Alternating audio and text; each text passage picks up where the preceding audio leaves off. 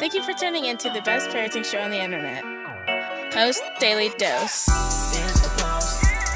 It's the Post. It's the Post. The Post Daily Dose. It's the Post. It's the Post. It's the Post. The Post Daily Dose. It's the Post. It's the Post. Hey there, Facebook family. It is Kristi Saul, the co-founder of the Post+Institute. Good gracious. I just threw my hair up in a ponytail. Now that it's long enough, I may never fix my hair again. It's Kristi Saul, the co-founder of the Post+Institute, coming at you live for tonight's episode of Post Daily Dose. I happen to be out here visiting my parents, my parental units, and they live out in the country, and so just take a gander of that. Isn't it just beautiful? And it's so quiet. Hey, Ashley, how's it going? Just so peaceful and so quiet out here. You know, you can just sit back and you can hear the birds. The nighttime, you can hear the crickets and you hear the tree frogs and you can see like all the stars. It's so beautiful. Thank you, Ashley. I got to be honest with you. I mean, it's just you and I and 21 other people. Now that it's grown out, I'm actually thinking I'm just going to let this gray do what it does. I've kind of thought even about doing gray all over, but I don't know if I'm that bold. So anybody who's good with hair, I'll be glad to hear your feedback. Oh, goodness. So I wanted to hop on and do a little daily dose tonight. As I mentioned yesterday, Brian is taking some him time, some me time for himself, which is awesome. I'm glad that he's able to do that.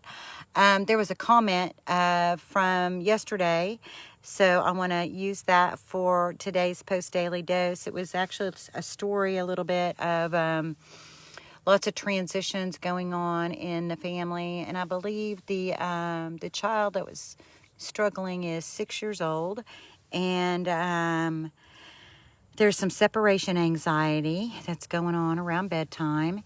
And oh, thanks, Ash. Woohoo! I got my first 50 stars. I feel like a queen now. That is so fun. That is hilarious. I love it. Now I know why Brian gets so excited.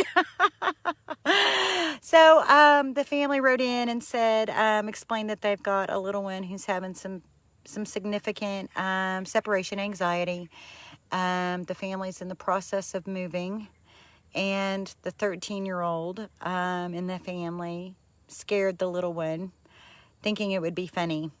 Those attempts to be funny. And gosh, I remember many of those occurrences where an older child who's used to more mature sorts of ways of interacting, maybe, how, kids, how they do, they kind of pick on each other a little bit in a way that's amongst like age people or like emotional development, people who are in the same arena in their emotional development. They take it with a grain of salt. They prank each other back and forth, or they do things and it's funny. But when the 13-year-old scared the 6-year-old while she was in the shower, it wasn't very funny. And I remember things like that happening in my family too. Older kids doing things that they thought were going to be funny. It turned out to be not so funny. It turned out with tears. And in this situation, the little one is struggling, continuing to struggle. And so a few thoughts about that. There was one comment below that where they had recommended, I think it was like the pillow pets. Do you remember the pillow pals that has the light on it and shows the stars and stuff on the ceiling? And those are really nice and really cool and can be really comforting to kids. There's weighted stuffed animals that can be a really good comforter too. Weighted vests, weighted blankets, all of those things are great comforts. Considering the amount of transition and considering that in this family the kids are adopted, you always have to meet the emotional age that's being presented. Hey, Millie, it's good to see you. We always have to parent the emotional age that's presented in front of us. And so I know sometimes as parents we start getting anxious for our kids to get to different levels of maturity. And I know sometimes I find it very interesting actually where the milestone is coming, right? They're right up on the edge. It's coming, it's coming. And around the same time that the milestone, the developmental milestone is coming, we are also at the place where we're really ready for it. Like, you know, like just as the baby is getting to the place of being able to walk physically is about the time we get tired of carrying them, about the time that they're ready for potty training. We've had our fill of diaper changing. And so I just find it interesting how there can be a lot of harmony in that. But sometimes when there's been trauma present, the harmony for these developmental milestones really gets thrown off. And then there can be stressors, there can be upsets, like you can have achieved a milestone, and then just as soon as you feel like we've conquered potty training or we've conquered sleeping independently or whatever milestone from early life, and then stress will happen and all that sort of gets disrupted. And that happens for all kids. That's not just unique to children with trauma histories. But one thing I think that is unique for kids with trauma histories is sometimes that when that happens, it really does feel like it's super amped up. I use the phrase, it feels like it's on steroids. So a lot of times I say kids who come from tough places, kids who are adopted, kids who are in foster care, they, in the day-to-day of living, they go through the same thing other kids go through. It's just on steroids because that amygdala is so sensitive. And so then also there may be some real dangerous or maladaptive coping mechanisms that served them well that then will resurface when stress gets heightened again. And so, you know, that whole when we stress, we regress. And Brian explains to us that those points of regression are often directly linked to trauma. He uses the term a trauma barrier. So to the family who wrote in to yesterday's Daily Dose, keeping all of that in mind, what I find to be most helpful is when we meet children at the emotional age that's presented. See, a lot of times we get restrained in that ourselves. Like we don't want to bottle feed a 10-year-old, even though we feel that's the emotional age they're at, because we get scared that they're going to get stuck there, or we get scared that the rest of the world will be like, oh, why are you bottle feeding a 10-year-old when really it's none of their darn business anyway, if that's what your baby needs. So I just would encourage this family to, one, what does your baby need?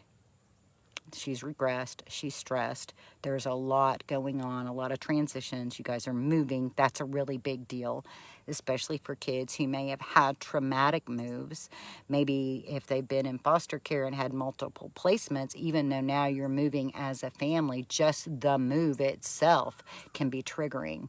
So it's really important for us to take to heart that the experiences of trauma that our kids have are real, and they have a real impact, and they have a lasting impact. You know, we can have empathy and understanding, say, for a war vet who doesn't want to go to the 4th of July celebration, even though he is the biggest patriot and would love to be a part of that. But because of the sounds of the fireworks being a trigger, feeling like you're back in a bomb landmine field, we can understand that. We can have empathy for that. We have to expand ourselves to have that same kind of empathy and understanding for our children. So this move itself it's a big one. And then to think about how the amygdala got super hijacked because of being scared by the teen while she was taking a shower. You know, she's in there trying to relax and have a shower. And if there's been any issues around any of that, which often there are for kids, you know, it can really create kind of what feels like a setback. But, you know, really, as we're parenting, we sort of create these, I call them, they're like connection points. We create these routines and rituals that we find to be comforting for our kids. And those can be places we come back to when stress is really present.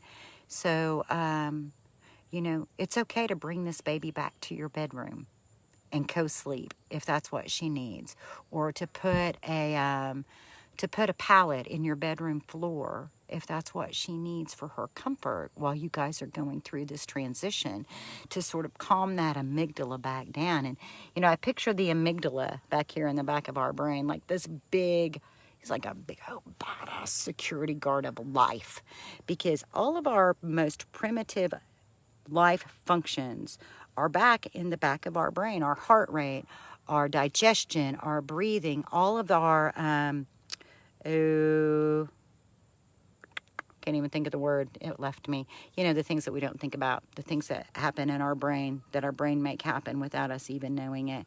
And so our amygdala sits right there being the bodyguard of life, literally the absolute bodyguard of life. And when that amygdala, it's like has a little pilot light on it. So for our kids, it's always got this pilot light going, and something creates a spark to it, and whoosh, right? It's like a flame just takes over their brain. And so we have to really be thoughtful and mindful about what their needs are to help calm that back down. And what I find is when we meet the need, it will reduce. So the more we're able to meet the emotional need that's being presented, the quicker they'll actually be able to get back on track to the being closer to their chronological age. So when we just, you know, sometimes we just get so like, well, you know, I'm not going to treat her like a baby anymore because she's a big girl. Well, maybe you need to. And the sooner you're able to do that, the sooner they're able to get back into big girl position or big boy position. And so, you know, bring her back into your room, maybe put a pallet on the floor, maybe bottle feeding would be the thing to do. Maybe you going in bed and laying down with her till she falls asleep, and then have a monitor or keep the door open. So if she starts to get restless, then you can say from your bedroom or the living room, just to use your voice and say, "It's okay, baby. I'm here. Mom is still here." I remember going through that phase with Marley where her sleep would be disturbed, and just being able to use my voice became a soother. And so that was great because I didn't have to always go back in and lay back down with her because that's just, you know, reality is, you know, we as parents, sometimes we're looking for space to just have our own private thoughts and catch a breath. And that happens when our kids go to sleep. So when there are issues with our children's sleep, it really sort of disrupts all of us because we grown-ups need a little time to ourselves too, or we need time with our spouses. And so, maybe those would be some little things that might be helpful. Again, you know, melatonin is a great sleep aid, but that magnesium glycinate, and it comes in gummies, it comes in sprays, maybe a nighttime back rub. You know, all those things that we know, if they've been soothing and helpful in the past, those are things to come back to when the stressors come up. And so I can remember kind of rushing the pace myself sometimes, and you'll know it. You know, you try it for 3 or 4 nights, and if we're not there, then that's kind of your indicator that you may need to back up the process of helping them towards independence a little bit. But, you know, you're going to get there. You're going to get there. So thanks for being with me today. I appreciate you all. It's good to see you, Mimi, as always. I'll see you guys tomorrow, same bat time. I'm going to give you all another glimpse of my view just because it's just so beautiful sitting out here, and I just, you know, got to hang out with my parents and chill, and it really just kind of helped bring my stress down a little bit to have that quiet. And I just want to remind you guys that take those positive thoughts, take those positive moments, breathe into those, visualize them, use the power of visualization, and really, you know, the details of those sweet moments, focus on those the same way you do the things that have been stressing you out. Because when we do that, we begin to create new building blocks, things that we can build on for the next thing. So remembering the best parts can help us build on the best parts. Much love to you guys. Thanks again.